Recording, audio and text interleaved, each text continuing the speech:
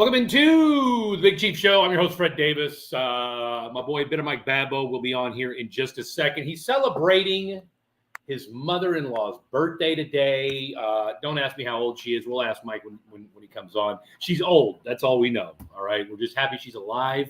So this show will be dedicated to Bitter Mike's mother-in-law celebrating another trip, which for her has been a lot of trips around the sun. Glad to have you guys on board today. Look, it's Raider week in Chiefs Kingdom. And so, look, you always get a little Raider love with our boy Mike Babbo, but we've got our boy Q coming on the show today. Found him on Twitter, X, whatever we're calling it these days. You can find him on the Bad Beat podcast. He's also at Raiders AQ on both Twitter and X and Instagram. And then, of course, he also writes for Raider Ramble. So we're going to talk to him here in just a little bit, talk a little bit about not just – I mean, look, it's been an interesting season for the Raiders so far this year, sitting at 6-8. Obviously, the first team this season to get rid of their head coach and, of course, the GM as well. And, of course, Mike and I have talked a lot about that. And, of course, there was that big article a few weeks ago from, I believe it was, dadgummit, he's got an interesting name, Hondo Carpenter or something like that. Anywho, just a real interesting behind-the-scenes look on just what Dave Ziegler wanted to do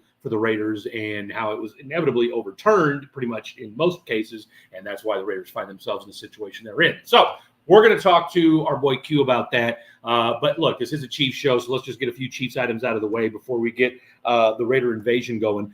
Number one, Sky Moore goes to the IR, and I don't know that anybody cares. I don't know. I mean, look, they said he had a swollen knee. I don't care what it is. I don't really care if they just said because he's bad at catching footballs, and that's why we put him on the IR. I would be okay with that too.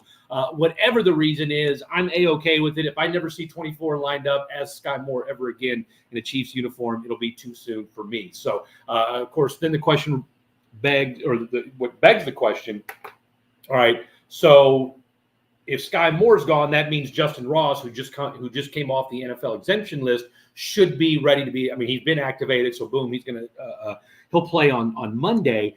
And I get it. Anybody at this point is a leg up over Sky Moore, and I know we had a lot of love and we had a lot of expectation for our boy Justin Ross before the season started. Got off to a very inauspicious start. I think he's had like 6 targets on the year. He dropped 2 of them in that Minnesota game. And that was the last time we saw Justin Ross. All right, he had 2 catches for 28 yards, but more importantly than the 2 catches for 28 yards were the 2 big drops that he had that game, right? So that's the last thing. And then he had another drop too. I think it was week 3. I think it was against the Raiders, as a matter of fact. He had a drop in the end zone. So, look, I want Justin Ross to do well. I want him to succeed. And look, at this point, I want anybody to succeed when it comes to catching the football for the Kansas City Chiefs. It's not named Travis Kelce or Rashee Rice. And guess what? I'd like for them to catch the ball on a semi-regular basis as well. Travis Kelce with the big drop on Sunday. I tweeted out right after that Gronk would have caught that. I don't know if he saw it. He probably didn't. But, hey, anything to needle, if that's what it takes.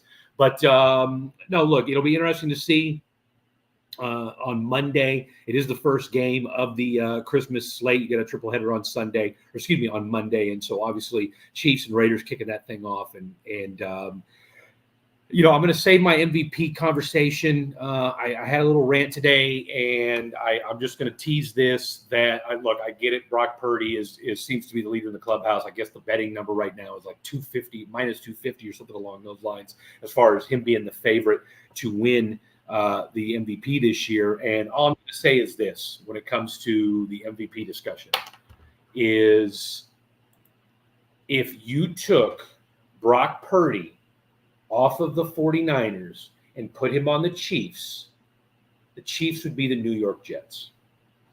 Okay? That's all I'm going to say.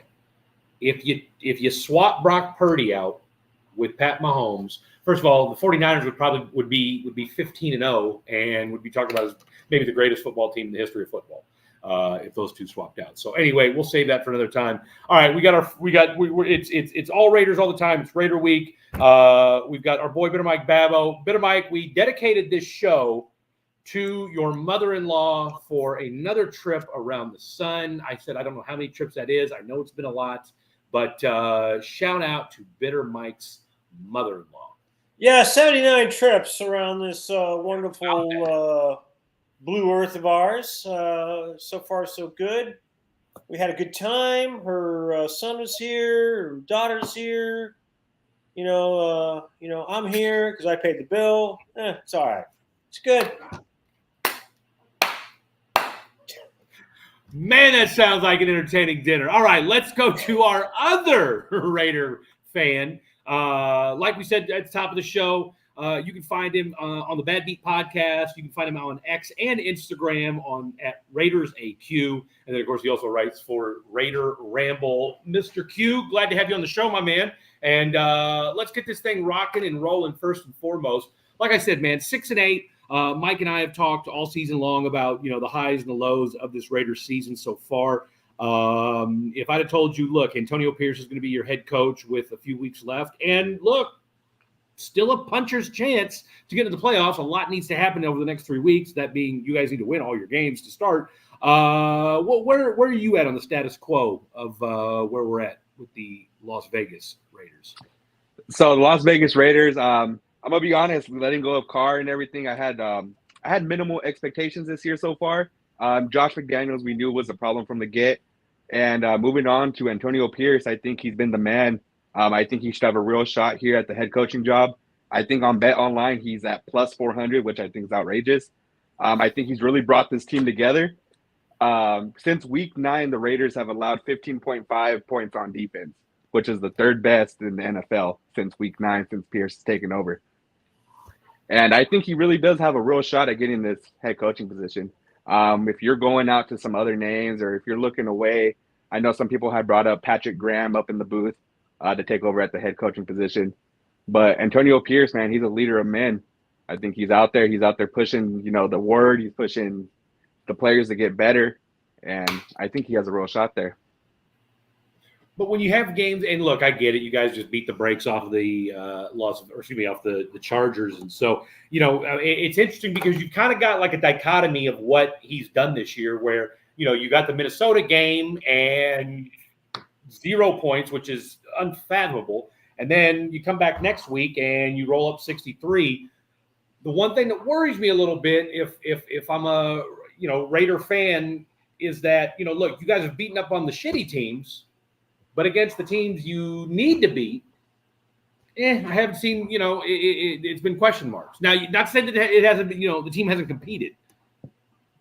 Yeah, so go ahead. Sorry, Mike. I'm sorry, Q. First of all, I agree with everything that you just said. I didn't have any expectations for Josh McDaniels. I call him Josh McDumbass because of what he did, bringing the Patriot way, which is, Raider Nation wanted nothing to do with it. Look, Q, I took the under on 6.5 at the beginning of the year. I was that pessimistic about the whole thing. And I've seen Antonio Pierce. He was the assistant head coach and defensive coordinator for the Arizona State Sun Devils. With my son was an ASU freshman out there with Marvin Lewis and, of course, Herm Edwards. And so, look, his first press conference, I was hooked. I was like, fuck it, I'm hooked. I'm in. And even the things like he said today, because someone asked him a question, how are you going to plan for all of the trick plays that the Chiefs has? He said, you can't, because they have a million of them. But the best way to do it is to hit him in the mouth, which I loved. I love that answer. I love the honesty. I love the no holds barred to it. We all do. He is one of us. He is Raider Nation family. So I want him to get the job. The thing that was frustrating for us, Q, I don't want to put words in your mouth, was the conservative nature of the offensive scheme, certainly against the Dolphins, against the Chiefs. We don't go for 4th and a 4.5 against the Chiefs. When you're up 7-0, you go for it. And if you don't make it, so fucking what? But, you got a 6'3", 210-pound quarterback. You just do it. And even in, I don't know about you, Q, but even in the 3-0 loss, I took heart in the fact that the defense played lights out, and they went for it on both occasions on 4th down, and they got it, and they converted on 4th and 4 or 4th and 3. One of them inside their own 45-yard line. So yeah, but then I also think that they learned a lot on their offense, and they said, you know what, we got to open up the playbook. This weekend's game, this is make or break. Yes. Are they still losing against teams that they should? But with Josh McDaniels, They were losing games against the Steelers. They were losing games against the fucking Bears. I mean, they were getting shut out by the Saints. They blew five double-digit second half. Fred, don't laugh at me. Fred, so double-digit second half leads last year. 5 of them. Correct. Okay. Correct. All right. I mean, it's just like it's ridiculous. So, of course, did we lose a 14-0 lead to the Chiefs? But we're talking about a guy who's never. We're talking about a guy who's never been a head coach. We're talking about a fourth-round quarterback, a rookie quarterback who should be carrying a clipboard. We're talking about Bo Hardegree, who's never called offensive games before in his life. So this is dare I say it, a rebuilding process. I am so optimistic about this team. They've got to play with reckless abandon on Monday. They can beat this team because their wide receiver room. Fred and I have been talking about this ever since week 1. That wide receiver room for the Kansas City Chiefs is abysmal. It's criminal, okay? This team can be beat, even in Arrowhead. Just got to take them, give Josh Jacobs the ball. Hopefully he's around. Hopefully he's available. I think he will be, right? From what I'm hearing, he is going to be available. Good. Anyway. No, but look, I'm just telling you right now that AOC, there's no way. I would be stunned if the Raiders came into Kansas City this Christmas Day. Now, because look, here's the thing about the Chiefs. We're gonna take a shit right down your chimney, Freddie D. Think about but you know what? Here's the thing. But here's what I want to see. If I'm a Raiders fan, here's what I'm waiting to see out of Antonio Pierce on Monday. Look, it's Christmas Day. It's in Kansas City. I can't tell you the last time there's been a Christmas Day game in Kansas City. And you've got a Kansas City offense, which once again is coming off a game in which it stalled at times. A receiver made a bonehead play, and we keep hearing from the Chiefs staff. We keep hearing from Andy Reid. We keep hearing from Matt Nagy. We keep hearing from Pat Mahomes. We're getting there. We're working on it. We're trying to get better every week. Look, eventually something's going to have to give. And here's the scary part about this Chiefs offense is they're 10th in they're a top 10 offense in the National Football League, which is even more mind-boggling, but says to me, again, as a testament to who's under center. But getting back to the Raiders, look, it's a competitive game. I think it's going to be a competitive game regardless. Let's just say Antonio Pierce, because you still got who do you have left after the Chiefs on Monday? At Indianapolis, and then at home against Denver. Yep.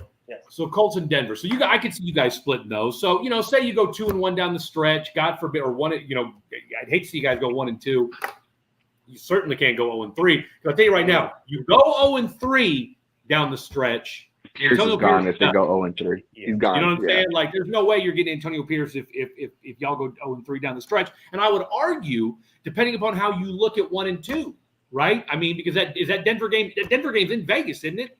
Yes, Denver game is in Vegas. Yeah, but the Colts game's in Indy though, right? In Indy, yes. All right, so 2 of the 3 are on the road, 2 are division opponents, but yeah, you gotta finish strong. I'll ask you guys. All right, so let's just say, for the sake of this conversation, that Antonio Pierce spits the bit, doesn't look to be the guy down the stretch. Who are some other candidates that you guys are here that you want to see? Because we've already discussed just how important. I mean, this is you got to get this right. You can't afford us having this conversation in 2 or 3 years again, where all right, well, this guy didn't work, that guy didn't work. Here we are again. I mean, there's multiple options you can go with. A lot of people are saying Harbaugh. A lot of people are saying, either Belichick. They're saying some offensive coordinators from Miami. If you're going with any of them, man, I think the main problem that Mark Davis has had over the years is he gets guys like Gruden, he gets guys like McDaniels who want full power. They want to be GM. They want to be offensive coordinator. They want to be head coach. They want their hands in too many pots. And I think that's where Mark Davis has been failing lately. Example, I mean, Gruden had a lot of say in Mike Mayock's decisions. That led to a Clinton Farrell pick. That led to a lot of picks that hurt the Raiders today. And when you're getting a guy who wants his hand in too many places, you're not letting your other guys do the job. You're not letting your offensive coordinator cook up. You're not letting your defensive coordinator cook up. You're not letting your GM do his own job. If you're a head coach, support your team, support the others around you, and work from there. Yeah, I agree. I think I even saw a quote from Mark Davis that said, I know what I don't know. And, I've never been really that good of a judge of talent. He's he's actually leaning possibly towards getting a president of football operations. Which would probably be Brady. Probably. I mean, but really, we haven't had a competent person like that since Bruce Allen. Correct. That was the last PFO before Al Davis passed away, and that was the heyday of Gruden, because it wasn't John Gruden drafting all those people. It was Bruce Allen and his crew. So I think Champ Kelly has got. I think he's the leader in the clubhouse as far as keeping the GM spot. And if you take a look at the history of interim coaches who have gone on to become full-time head coaches, it's not very successful. First of all, most of them do not get the head coaching job. And the ones that do don't really pan out. Now, that's not to say that AP can't get the job and be successful. It's just that, the deck is stacked against it. But, there's I can't imagine Dan Quinn would take a look at it. There's a lot of talk about Jim Harbaugh getting the job. I mean, he was an offensive assistant for the Raiders way back when, so he's a possibility. I agree with you guys, though, that the thing about a guy like a Harbaugh, A, he's a quirky dude to begin with, but B, you can't afford any more guys that are going to want too much control. Right, like there's got to be that relationship. Now I say that, and I will go on to say this: that one of my dark horse candidates is Bill Belichick for a couple of different reasons, and of course, maybe one of the reasons why he'd come there is because he could get more autonomy than he might in other places. But at the same time, too, though, I wonder if a guy like Belichick understands. You know what? If I'm going to get this record, if I want to coach with a little less stress, which every coach has stress, but just if that's all I have to do and not spend time doing the personnel side of things, maybe we're going to get a different Bill Belichick the last 3 or 4 years, right? Maybe that will invigorate him a little bit more. I think if we've learned anything, he can still coach, but he's dog shit as a GM. We'll get you out of here with this, Q. I mean, Fred, we didn't really answer your question. I mean, I think some of the guys that are going to interview are the Detroit Lions head coach Ben Johnson. Hell, they may even kick the tires. They're going to give an interview to Eric Bieniemy. I just know. That's obviously going to happen. Maybe even the Seahawks coach, offensive coordinator Shane Waldron. He could be in line. Hell, they may even give another shot to Brian Flores, the defensive coordinator for the Minnesota Vikings. Mm-hmm. But I think that they will lean towards someone offensive because let's face it, Patrick Graham. Q, correct me if I'm wrong. I think this is Patrick Graham's 3rd year as the DC, and man, they're like a top 10 defense right now. And so they're blowing everybody away right now with that defense. Right, and I don't think that they're going to want to mess with what is successful right now. But I really do believe that they're going to lean toward, for that reason, they're going to lean towards an offensive guy. I can see that as well. Let me get your thoughts on this. I heard a guy say this the other day on radio, a national guy, suggesting that the Raiders needed to blow it up, start from scratch, and do an honest rebuild. He suggested getting rid of Devontae, getting rid of Max Crosby, compile picks, and start over. I think that's ridiculous. I think you guys are a lot closer than that. I think a good quarterback and some pieces here and there will go a long way. Where are you at in the what the Raiders need to do next phase? Next phase, I think, man, the main concern right now is that quarterback position. You need a quarterback. Aiden O'Connell, man, he's done a great job. He's had a great story with the team. I know a couple of his buddies over at Handshake Bets on TikTok, and they support him every day. And he's a great guy, but I just don't think he's the man for that position. He's kind of a statue behind the line. He has no mobility. He's not rolling out. He struggles at times, and which comes from a 4th-round rookie. I mean, he came from Purdue. Yeah. It's going to happen. There's going to be those learning curves. There's going to be all that. But if you have a chance at a Caleb Williams, at a Jaden Daniels, I'll throw this name out there right now. I would love Justin Fields on the Raiders. He's never really had. That's a hot. That's a hot take. Right now. Yeah. Mm-hmm. No, I've heard a lot of people. You're like the 3rd or 4th Raider fan I've heard mention that they'd like to see Justin Fields. I think Justin Fields. If you give Justin Fields a semi-decent offensive line, which the Raiders have, You give him Josh Jacobs. You give him Devontae Adams, Jacoby Myers. All he's really had in Chicago is DJ Moore, and he's killing it right now with DJ Moore. If they blow it up and they're willing to send him over for a second, third round pick, I think you pull the trigger and you go with Justin Fields. Yeah, I would tend to agree. I don't want to. I mean, I've seen some people say, "Shoot, there was some clown on Bears Twitter saying, like a first next year, a first in 2025, and a second in 2025, something like total like 6 picks plus Max Crosby." I'm like, you got your fucking mind? Yeah. You're crazy. You're gonna blow up our draft for a guy who's. Let's face it. I mean, Justin Fields he's been maligned.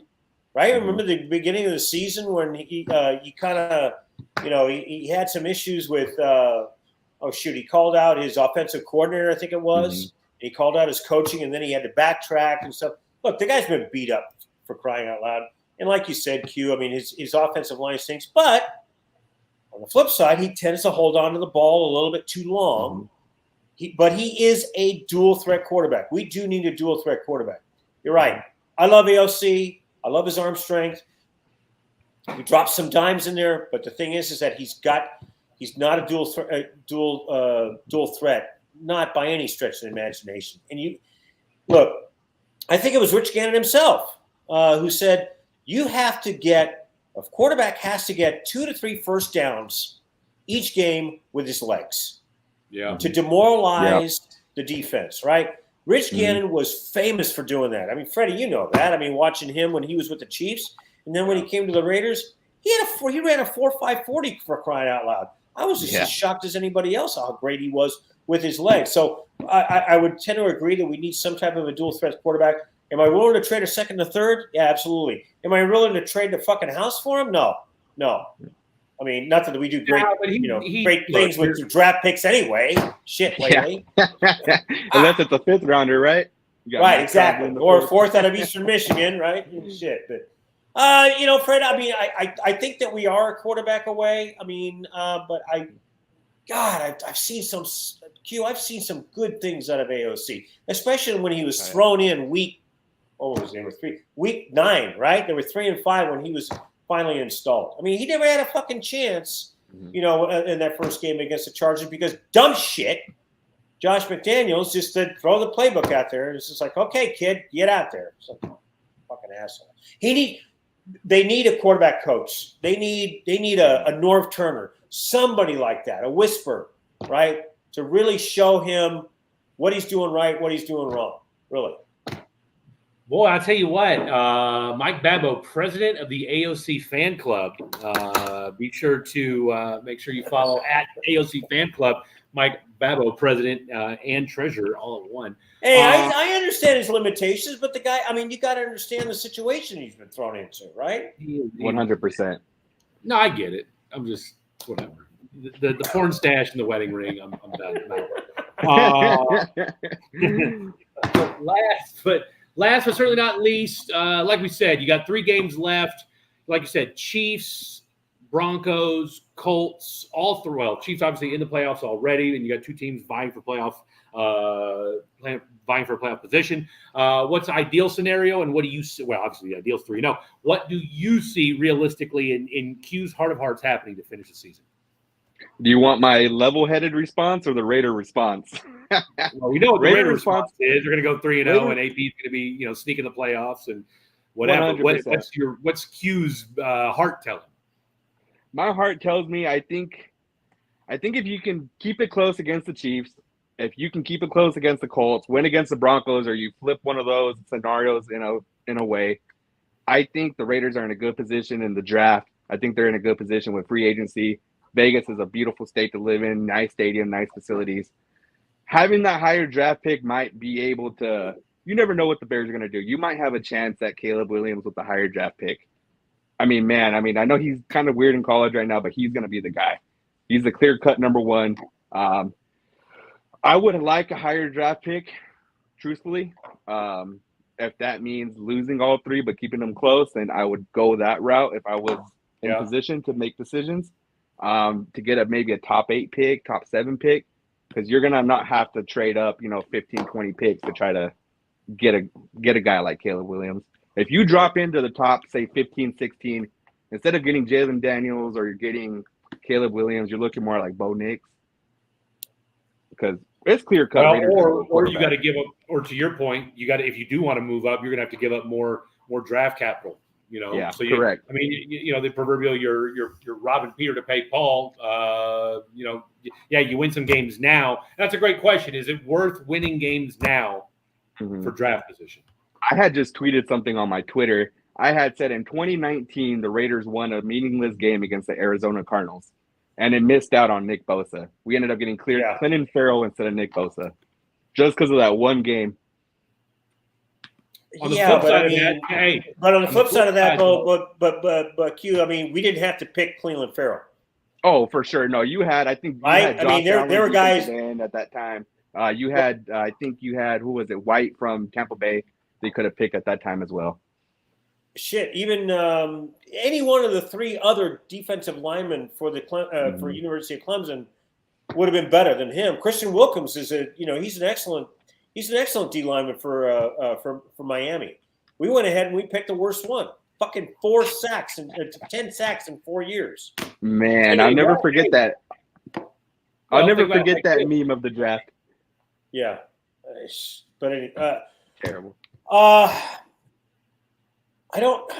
not sold on Caleb Williams yet. Probably because he's a USC guy, and I can't stand anything from USC. I mean, Matt Leinart. That's probably why I'm sold on him. I'm from California. You're from I am too. Okay, there you are. Yeah, but I'm from NoCal, and so I can't do anything from SoCal, especially from Southern. I mean, I just got too much Matt Leinart in my head. Even Carson Palmer. Carson Palmer was an old Raider, and he came in. So wait, hold on a second. So Q, are you from SoCal? No, I'm actually from the Central California. Actually. What part? I live in the 209. I'm from Modesto. I grew up in Stockton. Oh, Modesto. Modesto. Do you know where Music Street is? I do know where Music Street is in Ceres. So, there's a Music Street in Modesto, and so so wherever Music Street's at. So my aunt lived in Modesto, and I used to spend summers up there from time to time. And so there was a Long's. Don't give me the line what street it was on because I couldn't begin to tell you. But there was a Long's drugstore, and there was a Shinobi arcade game in there, and I used to play. They'd go in there, and, shop, and I'd play Shinobi at the Long's drugstore in Modesto, California. So, man, small world. Look at that.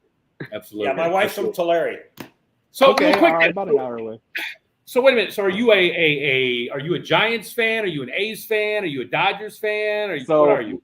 My dad's all LA. I'm a big Dodger fan. Big Laker fan, and Raiders. Okay, fair enough. All right. But my hockey team's a little weird. I'm a Sharks fan. So.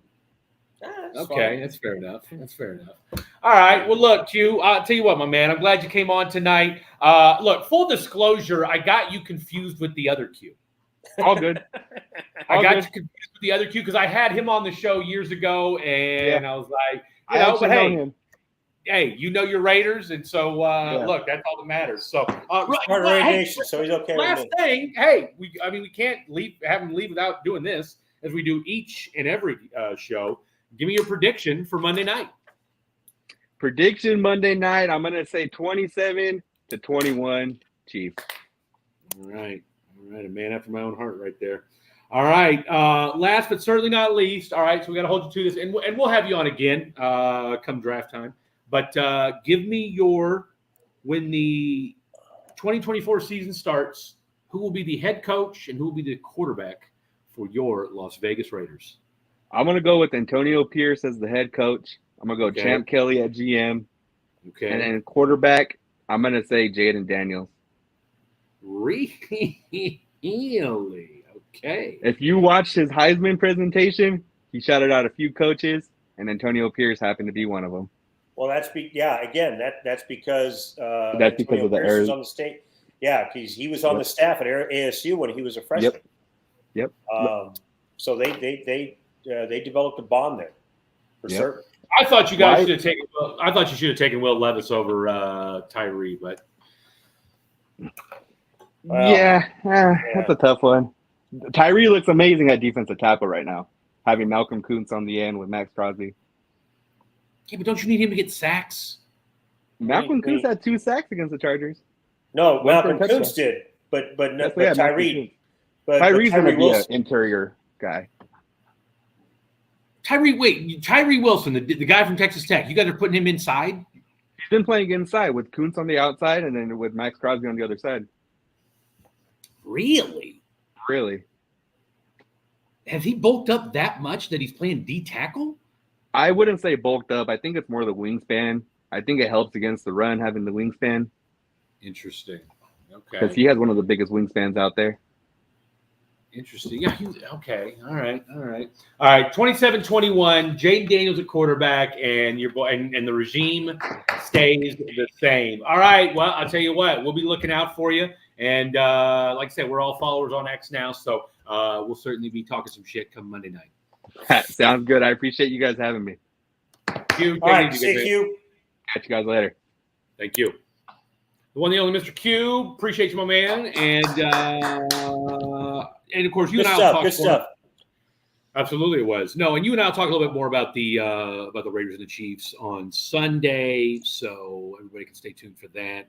As far as this past weekend, look, everybody's the continued hate of my boy Pat Mahomes. I'm tired of it. I'm tired of the people bagging on my guy for being upset with the same nonsense week after week. I got excited for a half second today, Mike, because I saw that it said Jarvis Landry has worked out with, and it started with a C, and then it was the Colts. I was so disappointed. I would have loved to have seen. I mean, why not bring him in? I mean, although why not? I brought this up like 4 weeks ago. Why the hell not? Why not? By the way, did you see where Sky Moore has been placed on the injured reserve? Gee, why? Broken ego? Swollen knee. Whatever. Look, I said at the top of the show, I don't care if they just put down doesn't catch footballs well. Whatever the reason is, exactly. That should be enough of a reason to be placed on the injured reserve. But no, he's out. Justin Ross is in, and I know a lot of folks are clamoring for Justin Ross, and I get it for a couple of reasons. One, because as we know, we're hoping anybody can catch the football. And plus, he was kind of the soup du jour before the season started. You knew from talking to your boy Nick, and you and I talked about it. That being said, look, he's had 6 targets in 3 or 4 games. All right, I think he's only played 3 games this year before that he actually got snaps in or had targets rather. And the last time he had any meaningful minutes was against Minnesota, and he had 2 catches for 28 yards, 4 targets, and dropped 2 of them. So, we need to temper, again, we're clamoring for anything, but we need to temper our expectations because, look, if Justin Ross goes out there and plays out of his mind, great. I'm not. But you can't expect it. But Fred, you can't expect it because he hasn't been on the field. Well, that's the other part of it. I mean, the dude hasn't played he hasn't done because when he was on the NFL exempt list for those 5 weeks, he couldn't be around the facility.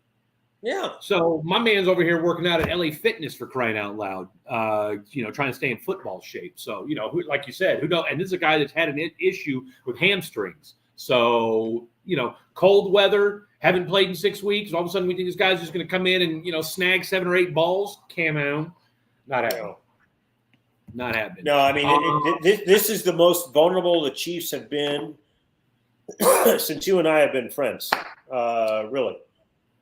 Since the Pat Mahomes era, and their defense is really, really good, but there's been some chinks in the armor. Certainly, Green Bay exposed some weaknesses. Even the Buffalo Bills exposed some weaknesses, and so even the Raiders did. I mean, for the first 25 minutes of that game, of their first matchup. And so, but the wide receiver room is just an absolute abysmal. And really, their only reliable threat is Rashee Rice, who's a rookie, and of course Travis Kelce. And if you double team Travis Kelce, there's really no other option. So this is the most vulnerable this Chiefs team has been in a long time. It's definitely been. This is the most vulnerable offense of the Chiefs era, right? Or of the Mahomes five AFC championship, right? Now, what makes or what mitigates some of that vulnerability is the fact that the AFC is so wide open this year. Yes. Okay, like that's the difference. Because look, we can say, all right, look, everybody, and this is what cracks me up about, look, you look at a team like Buffalo, who, again, if the Chiefs don't spit the bit, they win that game. Philadelphia should have won that game, right? I mean, we know how this we know how this all ends. So, it's one of those deals where, as vulnerable as the Chiefs have been, would it surprise anybody if the one thing that the Chiefs fix is they start catching the football? They reduce if the Chiefs just reduce drops and reduce penalties, would anybody be surprised to see the Chiefs go on a run and win another Super Bowl? Not at all. No. And that's what makes and look, like we said, the AFC's wide open. No, would you be surprised if Baltimore lost in the divisional round? No, not at all. Like I'm still, I'm not sold on them. Really, I mean, we've seen this how this ends before. Right now, would we be surprised if Baltimore went apeshit crazy and won the whole thing? No, I wouldn't be surprised about that either. But no, that's what makes this so interesting, and it gives you an appreciation for when you look at what Spags has done with this defense, and then you look at Philadelphia and how much they've struggled this year. And a lot of that has to do with the fact that they've swapped out OCs, they've swapped out their DC, and they have paid and they've lost some personnel. Let's not mistake that, where the Chiefs have pretty much gotten better as a unit from last year to this year. Look, you just got to win these next few games, stay healthy. And if there's anything that, when it comes to the playoffs, Mike, the advantage the Chiefs have, that I'm not going to say it trumps, but I will go ahead and say it trumps the wide receiver group. You've been there before, and you got two of the best in Mahomes and Reed. In what they do. Yeah. I mean, I've said this time and again, with Mahomes, anything is possible. And if somehow Travis Kelce can get open, then, all bets are off. Really. I mean, it's just that's the thing that's been killing the Raiders when they face the Chiefs. Did you know Tyree Wilson was playing D tackle? No, I don't buy that. I mean, no, I've seen him lined up on the end. I mean, I've been watching this. I like what Q was saying for the most part, but he's not lined up on the inside. Well, that's what I'm saying. I mean, look, I've seen him. It's kind of like, and look, what you're starting to see now is, and Aaron Donald started this, and I mean, I'm not saying he started this, but I mean, hell, Henry Thomas has done this. Your good D linemen, yes, they have their set position, but when you've got guys that are just freaks of natures, like your Chris Jones of the world, like your Max Crosby of the world, where they spend predominantly most of their time on the outside, but yeah, they will whether it's a stunt, whether it's they're doing something on the line or whatever, or they taking advantage of a matchup on the inside. Yeah, you'll see some guys line up, but yeah, Tyree, you didn't draft that dude number 7 overall to be a D tackle. No, you drafted him to be opposite of Max Crosby and go kill the quarterback. Yeah, exactly. And he's not even doing that. I mean, really, Malcolm Kuntz has taken his spot as the right defensive end. Tyree Wilson's coming in. He's only playing like 50% of the snaps. I mean, it's Jerry Tillery and Bilal Nichols on the inside. I'll tell you what, he did bring up a great point that I hadn't thought about, because not that I think about Raiders draft position very often, but would it be more worthwhile to lose the next 3 games from a draft perspective? No, because they don't have a good history of drafting people. No, but I mean, wouldn't you rather? I mean, look, you got to put your faith in the fact that, all right, look, whoever we hire next is going to be competent at their job. I know history has said otherwise. Yeah, but I mean, the thing is that he brought up a good point, and there was a tweet out there. I think he retweeted it. It's like, okay, so if we hadn't won a meaningless game against Arizona, we would have had Nick Bosa. Are we sure that the Raiders brass would have drafted Nick Bosa if he was available? I think that year, yes, you would have, because Nick Bosa was that good. And if you'd had I think if you guys would have had the number 2 pick. We're talking about the fucking Raiders. Okay. Well, We're talking about John Gruden at the time. But, we can't. I mean, no. Look, John Gruden is definitely drafting Nick Bosa. John Gruden is 100. This is the same fucking idiot who drafted Damon Arnett with all the goddamn red flags. This is the same fucking idiot who wasted 3 third-round draft picks. No, I'm talking about, but they had the same political ideologies. I promise you, he would have drafted Nick Bosa. Whatever. But either way, so we can look forward. It's like, is it better for us to lose all 3 games? I don't think so, because then Antonio Pierce doesn't get the job, and I want Antonio Pierce to get the job. I really think that he could do something. Look, fucking, where'd you get Isaiah Pacheco? In the 7th round. Okay? Raheem Mostert was an undrafted free agent. Fucking Jalen Warren's an undrafted free agent, right, out of Oklahoma State, I think. I mean, you can find value. You don't have to get a top 5 pick. Well, no, right? you do. Creed Humphrey. Look, all I'm saying is this. No, you don't always need a top 5 pick. But my point is this. Is it worth more? Because, again, look, let's say you backdoor your way in the playoffs. It's not like you're going anywhere anyway, all right? All I'm saying is. No, it's true. For a team that plans on competing, if this is the year where it's like, all right, fuck it, let's go ahead and lose these 3 games. Let's get this top 5 pick so that way we can get that quarterback we want. And then, we're going to go back to, we expect to, moving forward, be picking in the, 20s and shit.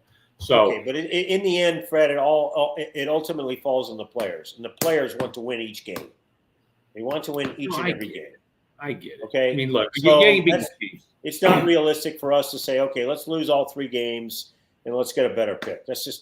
No, but you could realistically be my point is that, look, you're probably going to be the underdog in at least 2 of the 3. And depending upon what Denver does over the next 2 weeks, potentially the 3rd game in a row. I mean, I don't think we're going to be the underdog against the Colts. Maybe only because it's in Indianapolis. I certainly don't think we're going to be the underdog against the Broncos, because the Broncos they've kind of like that's why they're treading water right now. If the Colts win this week, that's why I said it depends on what the Broncos do. If the Colts win this week, y'all definitely gonna be the underdog next week, because they're still they're fighting for a potential division if they win this week, right? And then of course, and they're still fighting for a playoff spot. I mean, hell, they're 8-6 right now. So they win this week, they're 9-6, absolutely. And then depending upon what the Broncos at, they're still sitting at 7-7, if I'm not mistaken. I mean, their final 3 games are all winnable. I think they got you guys, the Chargers, and I'm trying to think who they got this week. I think they play the Patriots, if I'm not mistaken. So they've got 3 very winnable games. So that's what I'm saying. So it's. I mean, you make good points. It's just that, but I just think that the Broncos have just been kind of Jekyll and Hyde ever since their 5-game win streak. I mean, they looked bad against the Texans for certain. True, but they did. But at the same time, too, though, hell, I mean, they had a chance to win the game at the end. They did. They did. I mean, outside of the game against, of course, they got boat raced by Detroit. But I mean, look, that team. Hey, I wouldn't count them out. No, but I really do think that if the Raiders somehow, by a miracle, let's say they play competitive against the Chiefs. All right, they're a 10-point underdog. Let's say that they lose 28-24, which is what I'm thinking they're going to lose. But they play competitively. Hell, let's suppose they win, and let's suppose they somehow beat the Colts. That could be like a pick'em. Week 18. Dude, if you guys beat the Chiefs and the Colts back to back, you'll be favored against the Broncos. Yeah, but you're talking crazy shit now. I mean, you're talking. I don't know how many drinks you had at Mama's dinner tonight, but that's crazy talk. You don't think that the Raiders can beat the Chiefs? You don't think that you don't think the Raiders can beat the Chiefs? No. I don't. What have you been smoking? You don't think there's any fucking chance that they can beat the Chiefs? This Monday, Christmas Day? No. This is get right time for the Chiefs. This is fuck. Fred, it's been get right time since week 6. Come on, man. No. You look. There's 3 weeks left of the regular season, man. You are who you are. Your receivers can't catch passes. Period. Hey, all it takes is one game to have everybody on the same page. All it takes is one game. Look, you've done it before. You can do it again. And that's the thing. That's what's so frustrating about these guys is that it's all been singular moments, right? Like if it's not like they were hard catches. That's the crazy part about it. No, I expect. I know, but it's been a pattern of singular moments. Well, it's going to happen. Look, it is what it is. I expect the Chiefs to drub the Raiders on Monday. Wow. So you're laying the 10 points, huh? Chiefs are 10-point favorites. Yep. Yeah, look, Travis Kelce needs to eat, and he typically shreds you guys. He eats against the Raiders, yeah, that's true. He eats well against the Raiders. I think, it's funny. I wish anybody. I jumped on I sent a question into a show the other day. Nobody can give me a straight answer on Noah Gray. Nobody can give me a straight answer. That's backup tight end in the NFL. What are you talking about? You know what I'm saying? Like, all I want to know is when is this guy going to catch a pass more than 1 or 2 passes every 3 or 4 games? Can he do it back to back? That's all I want to know. Can he catch 2 or more passes in back to back in consecutive weeks? That's all I want to see. That's all I want to see. So, anywho, I mean, you're asking for people. You're asking for your wide receivers to step out of their. I guess. No, I'm asking them to do their job. That's what I'm asking. Well, yeah, which has been out of character the entire season. That's the point. It's been out of character the entire season. Do your job. Do your fucking job. It's funny. A guy asked tweeted out the other day. Do we give Connor Embry props for Rashee Rice? If we're going to blame him for all the failures, do we get to love him up for the one success story? And I said, fuck no. Okay, the entire room is a disaster. Yeah. Okay, the only reason no one thinks the Chiefs are serious, and look, I've said this time, and I've said this already. You already know how I feel about this. If this, and again, I'm saying this quasi tongue in cheek, but if I'm being serious, this is the most deserving of an MVP award Pat Mahomes has ever done.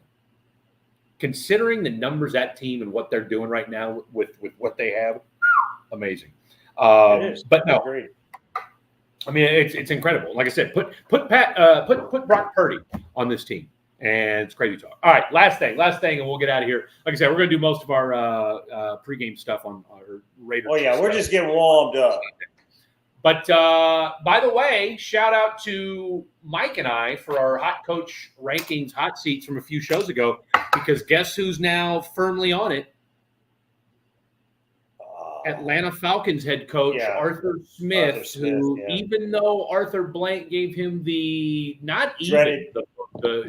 wasn't even that. He said, we're sticking with him for now, but we're going to let the season play out.